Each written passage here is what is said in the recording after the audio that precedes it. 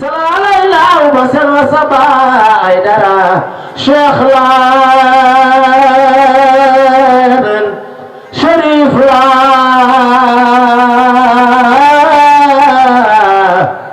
wale wala Cheikh Xaana Jóge Samaam Cheikh Tuubaa doomu Cheikh Abbas doomu Cheikh Adrame doomu Cheikh Mohamed Fadal ma ca awdu Cheikh Tuubaa mi nelaw ci betuwaaru Ndakaaru neena ma ngay way Yàlla boromam Cheikh Tuubaa neena bi baabika abdun min ibadika almusnibun kasirun xataaya jaa yasaluka al-afwa maami Cheikh Atxaana rangana ma baraya la la ya rabbi la la ay dara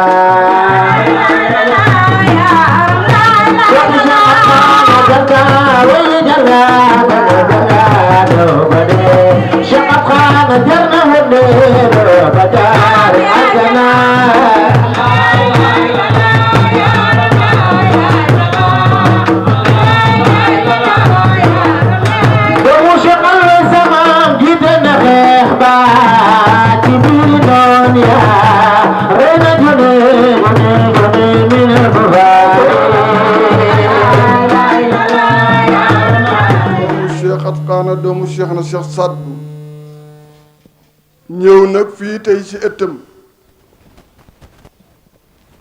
di ëtt bi nga xam ni bu nu ko màndargaale kenn la muy maamam Cheikh Adrame mi bokk ak Cheikh Atxaana ndey ak baay te yàlla dogal tey mu nekk fii tey ci ngumba ci barab bi nga xam ni Cheikh Saad Bou nee na ko fi ziyaare yàlla fa say aju kon bu nu baaxee at mu nekk ñuy ñëw fii di def lu mel nii kon ñun ñëpp ñu wax alhamdulillahi rabbil alamin yàlla mayoon nañu ko daaw may nu ko daaw jéeg mayaat nu ko ren kon Cheikh Abdallah ñu ngi ñaan yàlla yal na nu ko teewaat ay at yu bare bare bare ba mébét bii nga xam ni Cheikh Atxaana mi ngi ciy mébét jëmale ko ci jullit ñëpp rawaate naag nag Cheikh na Cheikh Saad bennoo bii tey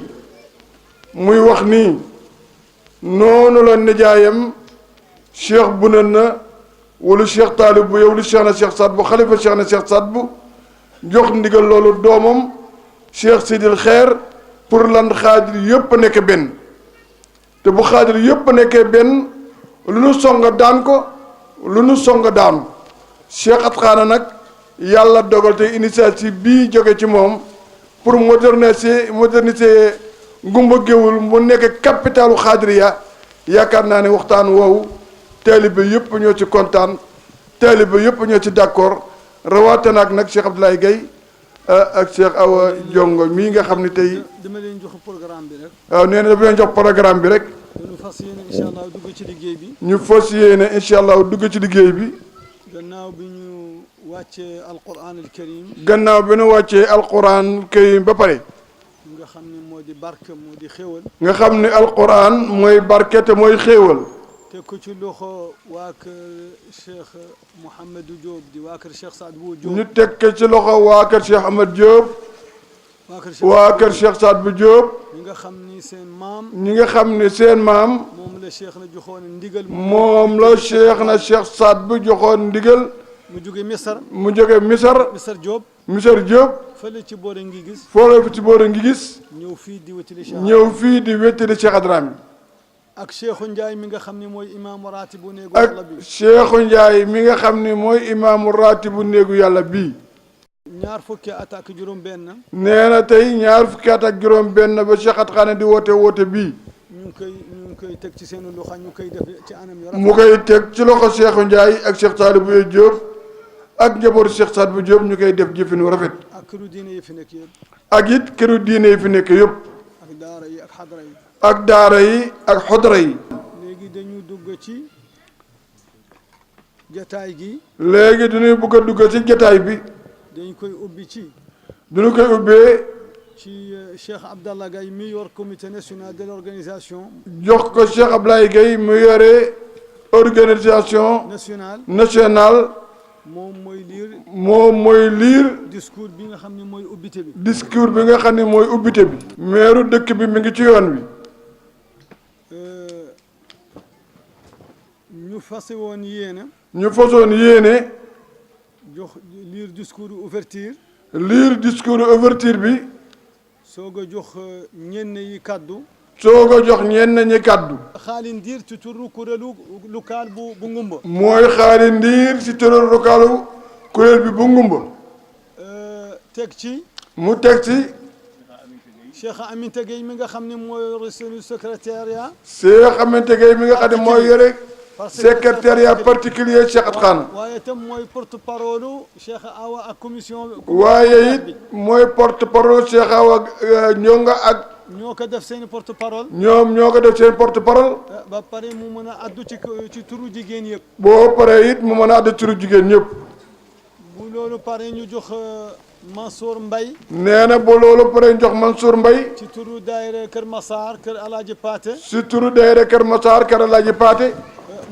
mu gërëmal nu te santal nu. mu gërëmal nu te santal nu. mboolem daayira. mboolem daayira. ci seen taxawaay. ci seen taxawaay. ci bis bi. ci bis bi. démb tey soog a ñëw. démb te tey soog a ñëw. délégation Mauritanie. délégation Mauritanie. nee na Cheikh Baye ñaan mën na leen jottali seen kàddu. ak Chérif nen na ñu xamee ko ci Hassan muy doomu Cheikh Mouhamed Fadel doomu At Khan doomu Cheikh na Cheikh Saad Bou ak rakkam di Chérif Sidi Boye di doomu Cheikh Al Walid di doomu Cheikh At Khan di doomu Cheikh na Cheikh Saad Bou ak Chérif El Walid ak Chérif Hassan na ak seen rakk Mamoun ak mboolem xale yu jigéen ñi ñoom ñëpp teew nañ fi kon ñu sante ko yàlla wasalaam. bismillahi rahmani rahim alhamdulillah wasalaatu wasalaamu ala rasulillah sallallahu alayhi wa sallam assalaamu aleykum wa rahmatullah wa barakatuhu. Honorables membres de la famille chérifienne, distingués cheikhs et cheikha, chers disciples et sympathisants, chers frères et sœurs en islam, la ziara de cette année 2016, qui correspond au 107e anniversaire du rappel à Dieu de Cheikh Hadrame Ibn Cheikh Cheikh Saad Bou, revêt pour nous un cachet particulier en ce qu'il s'inscrit dans le sillage des activités préparatoires de la 2e édition de la conférence internationale de la Tariqa Khadriya, avec en perspective le centenaire du rappel à Dieu de Cheikh Cheikh Saad Bou, que la Fondation compte organiser et qui est prévu le 12 juillet 2017 en Mauritanie, et la concrétisation du projet de modernisation de Ngoumba Ngewoul, ville religieuse moderne, capitale de la Khadriya au Sénégal. Au-delà de la formulation des prières, de la ziara au cimetière éponyme et de l'organisation traditionnelle du Gamou, il s'agit pour la Fondation Cheikh Cheikh Saad Bou de marquer avec force sa fidélité à l'héritage reçu de nos illustres ancêtres et de réaffirmer encore une fois de plus sa volonté de concrétiser avec l'appui des autorités de la République le projet de modernisation de Ngoumba Ngewoul, ville religieuse moderne, capitale de la Tariqa Khadriya. Sous ce rapport, il est important de rappeler que c'est à son initiative, à l'initiative de Chérif At Khan, et sous son impulsion, que la Fondation Cheikh Cheikh Saad Bou a conçu en 2007 le projet de modernisation de Ngoumba Ngewoul. Je crois que toutes les autorités avaient reçu à l'époque, en 2007, une copie de ce projet-là. Le maire Khalifa Dia y compris. Les plans architecturaux et d'aménagement des grandes infrastructures modernes, les documents de mise en œuvre ont été élaborés et remis aux autorités gouvernementales en 2009, car l'implication de l'État dans un projet d'une telle envergure est indispensable. C'est pourquoi nous sommes heureux de constater que M. le Président de la République a lancé, depuis son événement à la magistrature suprême en 2012, un programme national de modernisation des villes religieuses. Nous avons noté que les avis d'appel d'offres ont été publiés par le gouvernement du Sénégal pour la sélection des prestataires qui seront chargés de la mise en œuvre. Nous voudrions encore une fois féliciter le président de la République qui a vu plus grand et étendu cette idée de projet à toutes les villes et à toutes les communautés religieuses du Sénégal. Pour réussir ce projet, nous devons unir nos forces et orienter toute notre énergie vers l'objectif essentiel de modernisation de la ville de Ngoumba-Ngewoul. Se concentrer sur l'objectif, rejeter toute forme de division pouvant constituer une entrave à l'atteinte de nos objectifs. Telle est notre ligne de conduite, tel est notre credo, et nous y invitons tous ceux qui partagent avec nous cette ambition que nous avons pour Ngoumba-Ngewoul. Il est temps de prendre nos responsabilités de manière résolue, car cette mission est d'abord la nôtre. Nous devons certes la mener en partenariat avec les autorités administratives et les autorités locales, mais nous devons d'abord compter sur notre propre force. À cet effet, nous avons mis en place un fonds de financement des projets de la Fondation Cheikh Saad Bou. Ce projet de modernisation de Ngoumba-Ngewoul que j'ai initié depuis 2007 constitue pour moi une mission. C'est un legs de mes parents qui l'ont hérité de Cheikh Saad Bou pour assister Cheikh Al-Hadrame Borom Ngoumba-Ngewoul, porte d'entrée des bienfaits et des bénédictions que Dieu a accordés à cette terre bénie. Notre légitimité en tant qu'héritier de Cheikh Al-Hadrame et notre responsabilité en tant qu'autorité religieuse à Ngoumba, par la grâce de Cheikh Al-Hadrame non plus, ne saurait se négocier. Ma légitimité n'entame en rien aucunement la légitimité des héritiers de Cheikh Al-Mahfou ou de Cheikh Saad Bou qui est venu à Ngoumba à la suite de Cheikh Al-Hadrame. Leur légitimité et leur rôle procèdent tout autant des bienfaits et du comportement exemplaire de Cheikh Mohamed Fadal de son vivant ici à Ngoumba. Et c'est un honneur pour nous, car cette double légitimité nous renforce au bénéfice de tous les descendants de Cheikh Saad Bou, au bénéfice de toutes les familles religieuses de Ngoumba-Ngewoul, qui est un patrimoine national qui doit être traité comme toutes les autres villes religieuses du Sénégal, dans l'équité et dans la justice. Par ailleurs, sur le plan des valeurs, il est de notre devoir en tant que chef religieux et chef coutumier de prendre pleinement conscience des fléaux qui gangrènent la société. Car Satan, Shaitan et ses alliés ne cherchent qu'à éradiquer de façon définitive toutes les valeurs qui nous sont transmises par nos coutumes et par l'islam. Ces valeurs ont fait de notre pays l'un des phares de la Oumma islamique, un pays de justice, de liberté, d'égalité et d'hospitalité. Il est du devoir des chefs religieux de toutes les tarikhas et de tous les chefs coutumiers de veiller à la préservation et à l'ancrage définitif de ces valeurs dans notre société pour la mettre à l'abri des menaces et dangers multiformes qui se manifestent tous les jours. Notre responsabilité à nous, la famille chérifienne, dans ce combat pour les valeurs morales et religieuses, est d'autant plus importante que la communauté des fidèles place en nous une confiance absolue, une confiance sans limite. Nous devons par conséquent être à la hauteur des attentes et des espoirs placés en nous, en étant à l'avant-garde du combat et en étant exemplaires. Je voudrais, pour terminer mon propos, lancer un appel solennel à toute la population de Ngoumba-Ngewoul, à toute la famille chérifienne, à se joindre à nous pour relever les défis de la modernisation de la capitale de la Khadria, qui est Ngoumba-Ngewoul. Assalamu alaikum wa rahmatullah ta'ala wa barakatuh. Président fondateur de la Fondation Cheikh Saad Bou, président de la Conférence islamique internationale de la Tariqa Khadria, du Khalif général Tariqa Sadia al-Khadria, si bis bu mag bi ñuy amal ziar général bu Ngoumba-Ngewoul si fukki fan ak ñaar ak fukki fan ak benn ak fukki fan ak ñaar ci weer wi ñu nekk di juin ci atum 2016. bismillahi rahmani rahim, alhamdulillahi rabbil alamin, wassalatu wassalamu ala rasulillah sallallahu alayhi wa sallam wa ala alihi wa sahbihi wa sallama tasliman. yéen njabootu Seyduna Muhammad yi fi teew, yéen cheikh yi ak cheikha yi, yéen taalibe yi ak soppe yi, yéen mag ak rak si góor ak jigéen si diine l'islam.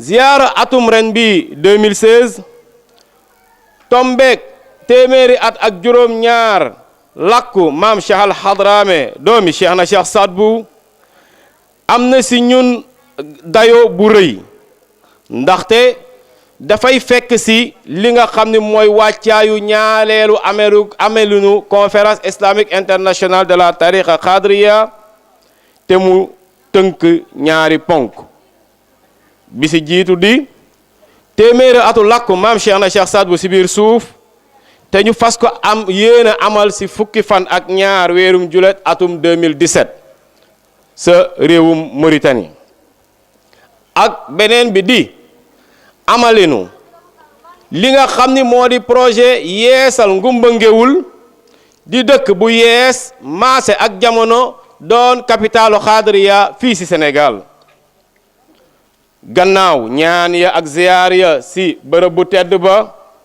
gannaaw gàmmu gañ fa amal doon na ci ñun waa fondation Cheikh na Cheikh Saad Bou mbir ñu taxaw ak doole li nga xam ni moom lañu fi suñu maam yu tedd ya bàyyil te ñu yeesal li nga xam ni moo di seeni bëgg-bëgg ngir amal si ndimbalu ñi nga xam ni ñoo jiite nguur yi lii di Ngumba Ngéwul def ko dëkk bu yees dëkkub diine bu yees maase ak jamono fii ci Sénégal si loolu doon na am solo ñu fàttali que ni biile projet ci sama xalaat man Chérif Cheikh Atkhana Aidara la jóge waaye it ci sama njiital lañ ko amal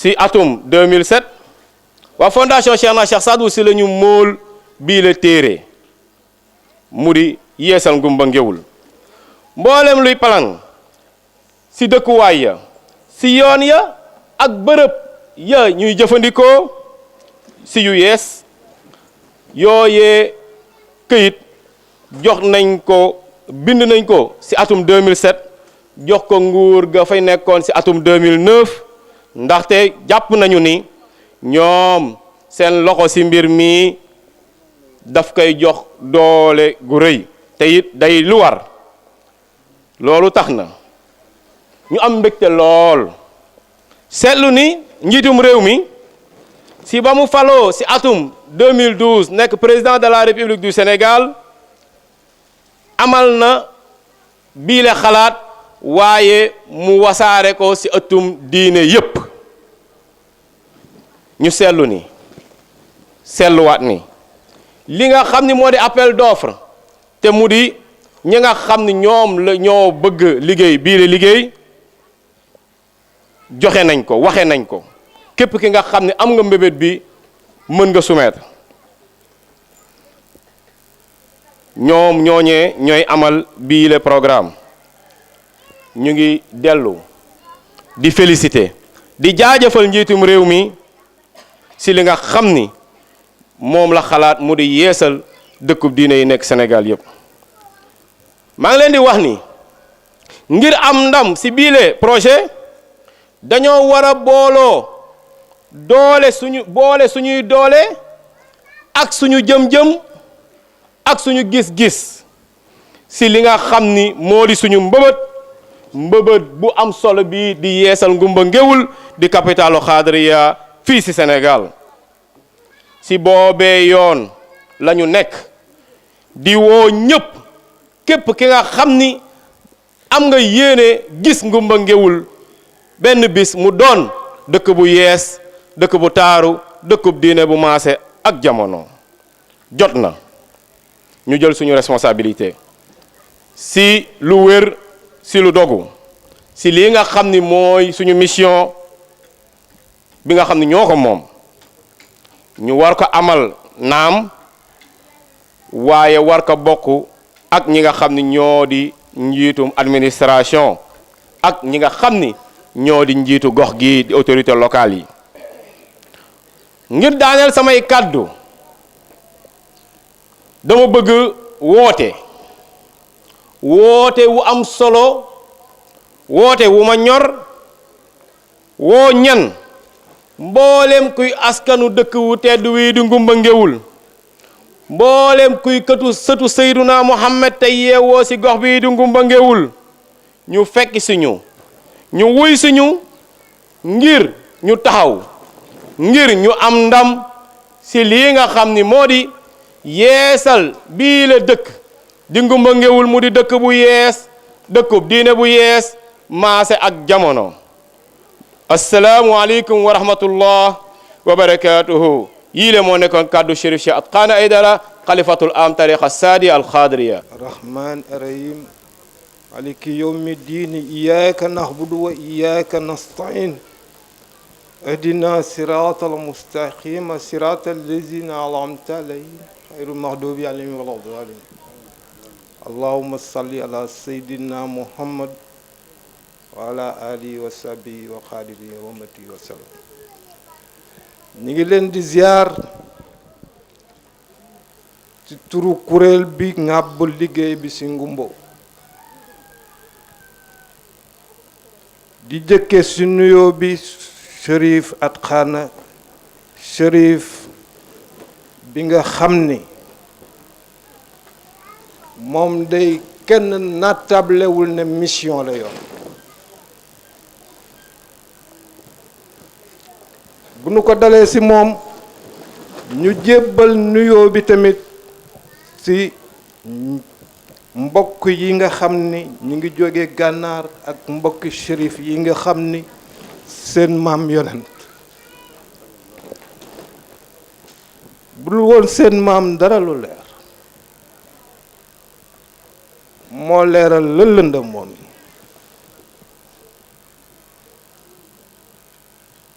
di nuyu monsieur le maire Abdourahmane Diop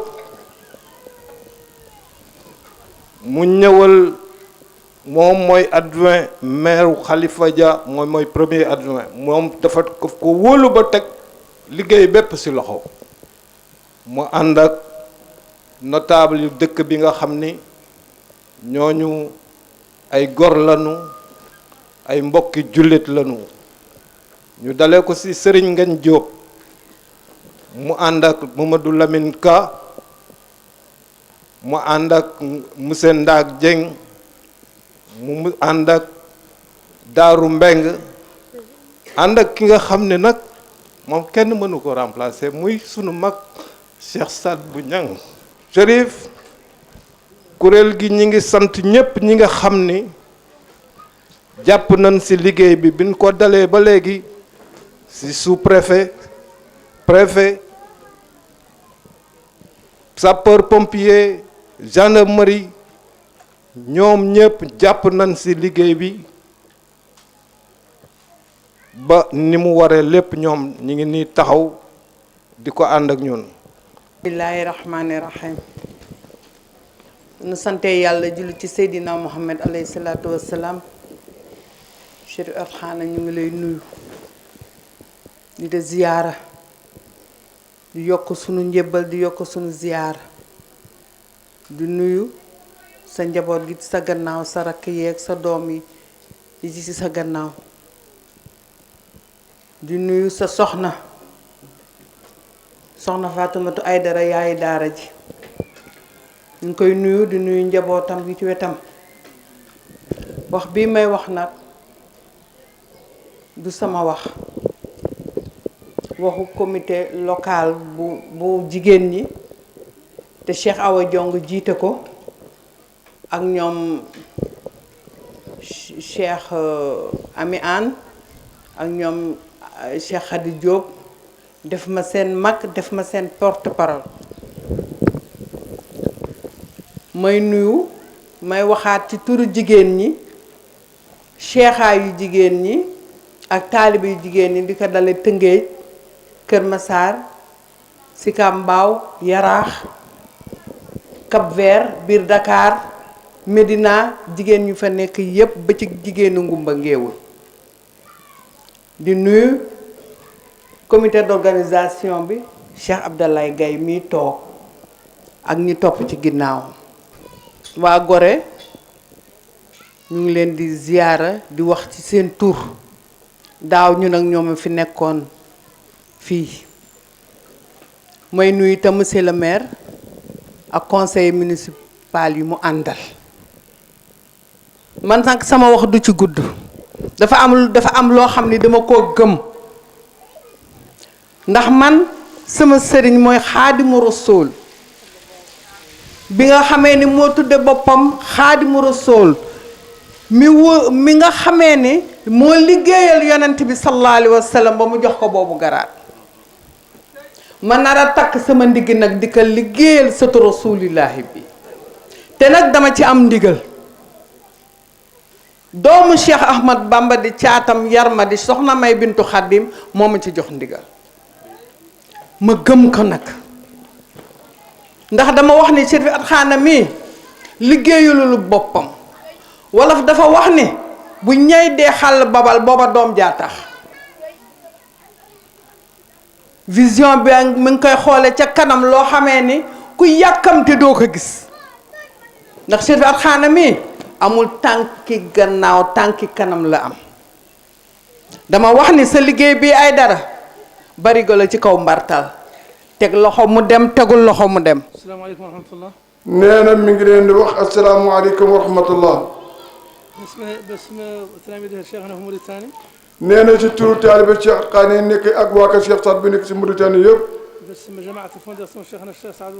ak turu fondation jamaat Cheikh na Cheikh Saad bu nekk ci Mauritanie. nee na mbooloo mi ñëw nañu di ziyaare ci di nuyoo si. am na ci mag ñoo xam ni néew nañu doole. waaye nag mënuñu il faut que ñu ñëw ba gis li seen sëriñ di liggéey ci lislaam di ko liggéey ci kër seen Cheikh Saad. nee na am na ñoo xam ni am na jot te am na nu itte. waaye nee na il faut que daanu bàyyi seen lépp ngir ñëw ngumba géwul gis Cheikh At Xaana li mu liggéey mooy lan. nee na mi ngi nuyu mbooloo mi yëpp si turu Cheikh At Xaana ak turu waa kër Cheikh na Cheikh Saad bi ñëpp. nee na yéen taalibe yëpp ñu ngi leen di nuyu mbooleem daayira bu Pire si. ngeen xam ne nag ñoom waa Mauritanie yii ñu ngi ànd ak yéen ci lu neex ànd ak yéen ci lu naqadi. nee na lépp loo xam ne Cheikh At Xaana joxañ na ko wala mu fos ko yéene def ñoom seen loxo ngi ci biir. nee na li nga xam ne nag puso bi Cheikh At Xaana yore di gaar lépp loo xam ne xotti ko na ci lislaam bi nee na ñoom ñu ngi ànd ak moom ci puso boobu. bismillahi rahmaani rahim. wa sallallahu ala sayyidina muhammad sallallahu alayhi wa sallam.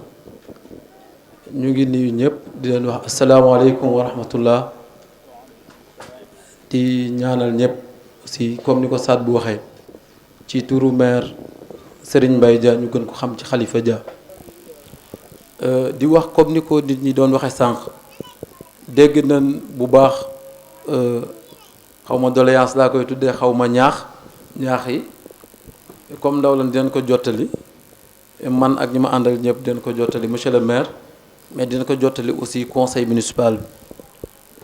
projet modernisation Géoul nekk na loo xam ni aussi conseil municipal u Géoul daf koy soutenir parce que mën na wax sax ni yifam la parce que nag Chérif bu la neexoon tamit def ko feneen te du wàññi ci sa ay may ci Cheikh Saad bu dara donc ñu ngi sant yàlla bu baax bi nga ko indee Géoul def ko fi ñuy ñaan yàlla sotal ko te nga fekke ko ak mboolem ku la ko yéene ak mboolem ku dëkk Géoul.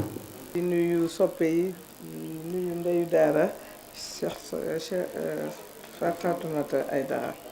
Je m'en vais vous lire la résolution finale.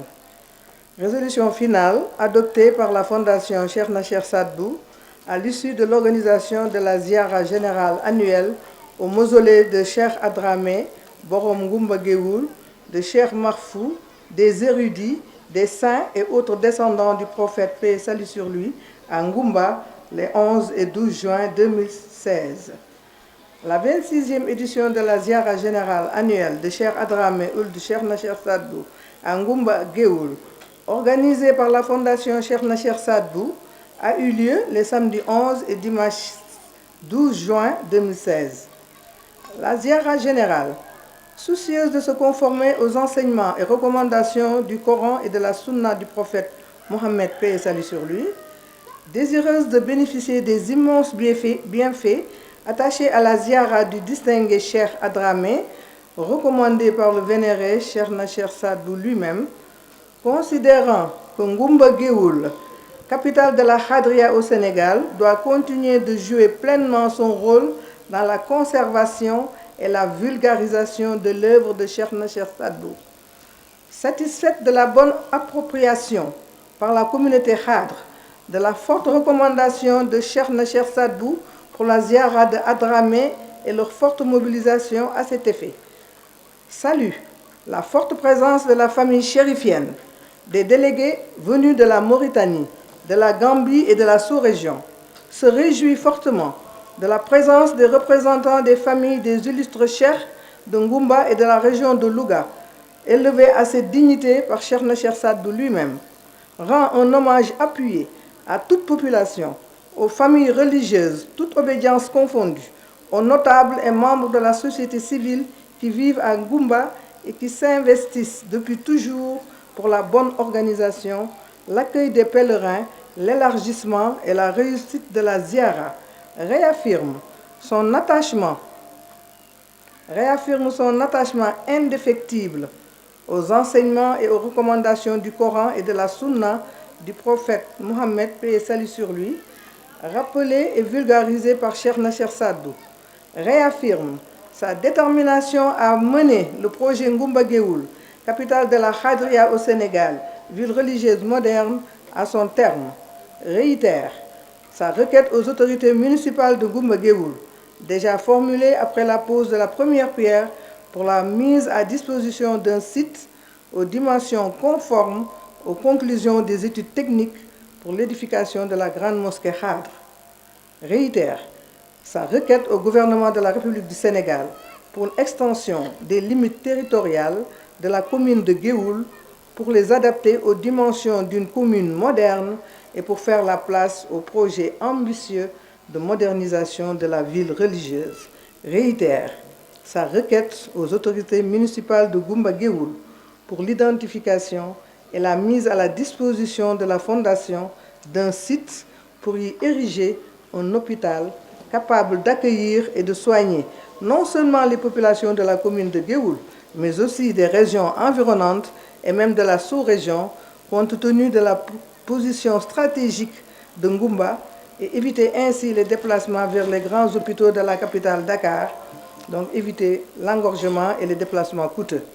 Réitère sa requête aux autorités municipales de Ngoumba Géoul pour l'identification et la mise à la disposition de la Fondation d'un site devant abriter un hôpital pour une correcte prise en charge médicale des populations de la commune de Géoul, des régions limitrophes et même des pays de la sous-région, compte tenu de la position stratégique de Ngoumba.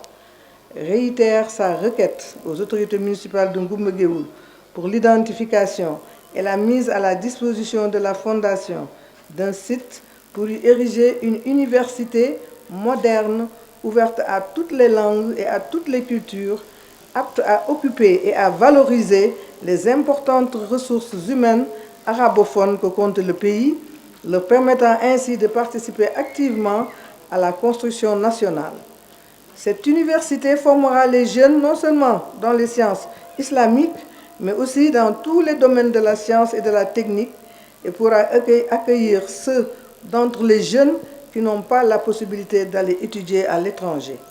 Salue les actions entreprises par le gouvernement du Sénégal visant à accélérer le processus de réalisation du projet Ngoumba Géoul, ville religieuse moderne, avec notamment la publication des avis d'appel d'offres pour la sélection des prestataires.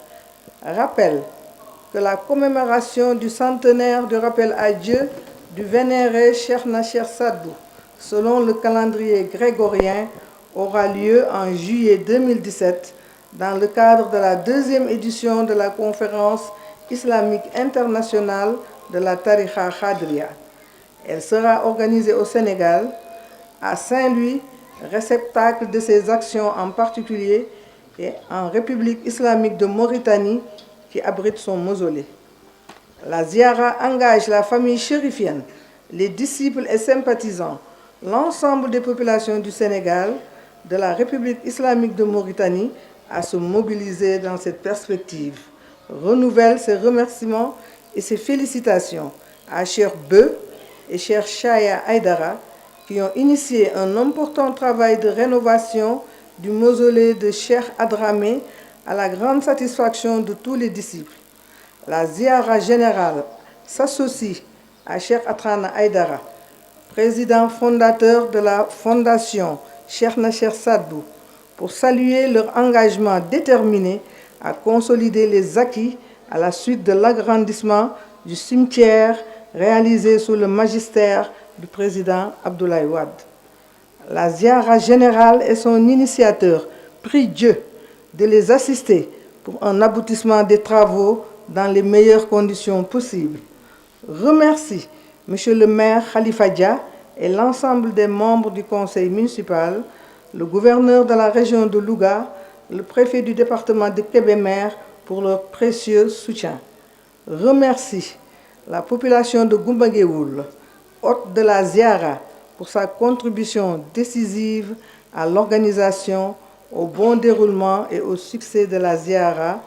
Remercie tous les khalifes généraux de toutes les familles religieuses du Sénégal et de la région de Louga en particulier, les délégations de toutes les régions du Sénégal, de la Mauritanie, de la Gambie, pour leur présence massive et leur participation active au succès de la Ziara générale. Remercie vivement le président de la République, son Excellence M. Macky Sall et son gouvernement pour leur soutien. Remercie tous les membres de la Fondation et des structures affiliées, notamment le Haut Conseil national de la Khadria du Sénégal, dirigé par Cheikh Pathé Ndiaye, et les comités national et local d'organisation pour leur mobilisation exceptionnelle, leur détermination et leur participation active au succès de la Ziara. Prie enfin pour le renforcement de la paix et de la stabilité et pour le progrès religieux, économique et social du Sénégal et de la sous-région, fait à Goumba le 12 juin.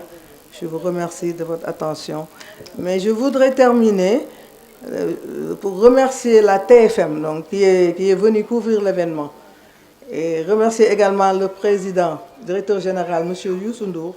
Et nous l'invitons à venir quand même participer à notre projet parce qu'on sait qu'il travaille beaucoup dans le religieux. Je vous remercie. بسم الله الرحمن الرحيم صدق الله العظيم وبلغ رسوله النبي المصطفى الكريم ونحن على ما قال ربنا ومولانا من الشاهدين اللهم ارحمنا بالقرآن الكريم وانفعنا بالآيات والذكر الحكيم واجعله لنا حجة يوم الدين اللهم انفعنا بما صرفت فيه من الآيات وذكرنا بما ضربت فيه من المثلات وكفر بتلاوته عنا السيئات إنك مجيب الدعوات اللهم تقبل منا ختم القرآن وتجاوز عنا ما كان في تلاوته من سهو أو نسيان أو تحريف أو تقديم أو تأخير أو زيادة أو نقصان أو تاويل على غير ما أنزلته أو تعجيل عند تلاوته أو كسل أو زيغ اللسان أو وقوف بغير وقف أو إدغام بغير مدغم أو إظهار بغير بيان فاكتبه منا على التمام والكمال والمهذب من كل الألحان وارزقنا فضل من قرأه موديا حقه مع الأعضاء والقلب واللسان وهب لنا به الخير والسعادة والبشارة والأمان ولا تختم لنا بالشر والضلالة والطغيان ونبهنا قبل المنايا من نوم الغفلة والكسلان وأمنا من عذاب القبر ومن سؤال منكر ونكير ومن أكل الديدان وبيض وجوهنا يوم البعث واعتق رقابنا من النيران ويمن كتابنا ويسر حسابنا وثقل ميزاننا بالحسنات وثبت أقدامنا على الصراط واسكننا وسط الجنان وارزقنا جوار سيدنا محمد عليه الصلاة والسلام واكرمنا بلقائك يا ديان. اللهم اجعل القرآن العظيم ربيع قلوبنا وجلاء أحزاننا وذهاب غمومنا وقائدنا وسائقنا إلى جنة النعيم. اللهم اجعله أنيسنا في الوحشة ومصاحبنا في الوحدة ومصباحنا في الظلمة ودليلنا في الحيرة ومنقذنا في الفتنة وعصمنا به من الزيغ والأهواء وكيد الأعداء يا رحمن يا رحيم. اللهم اختم بالسعادة آجالنا وحقق بزيادة آمالنا واقرم بالعافية غدونا وآصالنا واجعل إلى رحمتك مصيرنا ومآلنا واصبب سجال عفوك على ذنوبنا ومن علينا بستر عيوبنا. اللهم اجعل تقواك زادنا والثقة بك ذخرنا واعتقادنا وأمن من الجوع والخوف بلادنا وسائر بلاد المسلمين يا رب العالمين. اللهم بلغ ثواب ما قرأناه ونور ما تلوناه لروح سيدنا ونبينا محمد عليه الصلاة والسلام ولأرواح آبائه وأمهاته وأزواجه وذرياته وأصحابه رضوان الله تعالى عليهم أجمعين ولأرواح آبائنا وأمهاتنا ومشائخنا ولأرواح جميع المسلمين. اللهم انزل علينا في هذه الساعة من خيرك وبركاتك ما أنزلت على أوليائك وخصصت به أحبائك وأذقنا برد عفوك وحلاوة مغفرتك وانشر علينا رحمتك التي وسعت كل شيء وارزقنا منك محبة وقبولا وتوبة نصوحا وإجابة ومغفرة وعافية تعم الحاضرين والغائبين والأحياء والميتين برحمتك يا أرحم الراحمين يا رب العالمين. اللهم اقض حوائجنا وحوائج، اللهم علم جهالنا وجهالهم واغن فقراءنا وفقراءهم واشف مرضانا ومرضاهم واصلح عيالنا وعيالهم واقض ديوننا وديونهم واغفر ذنوبنا وذنوبهم واهدنا واهدهم إلى صراطك المستقيم صراط الذين أنعمت عليهم غير المغضوب عليهم ولا الضالين آمين. Bayi setani biak sedate kunana kadrane sidi buya siasad lebine sama mam Sayyidina Muhammad gada ni rabnena ci leeram la Yàlla amal mboti nek def yépp jant bi ak weer wi ak lamp yi ak mboolem luy leer ak mboolem luy dox lépp Yàlla koy doxal ci barke leeru Sayyidina Muhammad سيصابنينا بنوره أدعما في الكون يأتي على محمد واحتير بعد سرلوني جاءنا عليه بالخطاب رسول بربرير أربة المدينة تفضل لنا القيام والسجود جعله سيدنا محمد فلنكم الإمام رسول الكرام في المسجد الأعظم في كل مكان محمد رسول الله جعله وسيلة الأنام وخذ بعظم الإقدام دعم ذاك قوم عيسى به على سوق سيدنا محمد وكن بكل حسد عليه دام سهوله لذات ذاته فقب في ذات مع الآيات القرآن الكريم القرآن الكريم بكتير بطبع بدفر dinañ ko changé mbaa ñu yokk ca dara waaye alquranul karim ba ko yàlla wàccee ci Seydina Muhammad ba tey kenn mësu caa yokk dara kenn mësu caa wàññi dara te at mu nekk ak weer wu nekk ak bés bu nekk ak la cay xew ak jamono bu mu mën a doon alquran dina wax ca loola Cheikh Saad bu ne